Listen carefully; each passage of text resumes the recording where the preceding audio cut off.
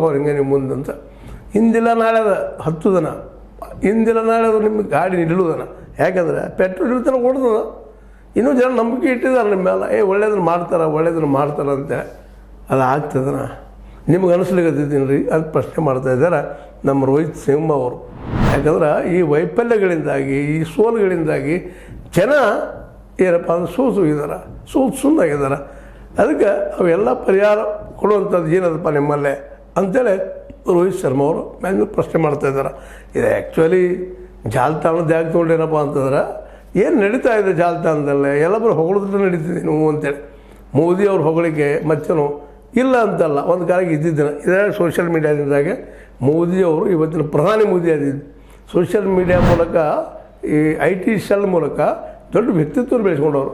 ಹೀಗಾಗಿ ಆ ಒಂದು ಈ ಒಂದು ಸಾಮಾಜಿಕ ಜಾಲದಲ್ಲೇ ಇವತ್ತು ಅಲ್ಲಿ ಜನರೇ ಪ್ರತಿಭಟನೆ ಮಾಡಲಿಕ್ಕಿದ್ದಾರೆ. ತಪ್ಪಂದ್ರೆ ಇದು ನಾವು ಸುಳ್ಳು ನಂಬಿದ್ವಿ ಇವರು ಅನ್ನುವಂಥ ಮಾತುಗಳನ್ನು ಮಾತಾಡ್ತಾ ಇದ್ದಾರೆ.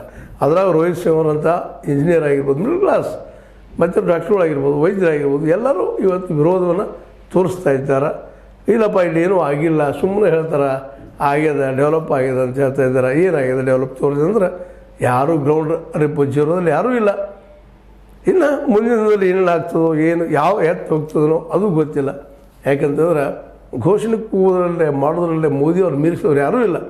ಹೀಗಾಗಿ ಮೋದಿಯವರ ಮೌನ ಒಂದು ಕಾಲಕ್ಕೆ ಇವರ ಮೋದಿಯವ್ರನ್ನ ನಮ್ಮ ಮೌನಿ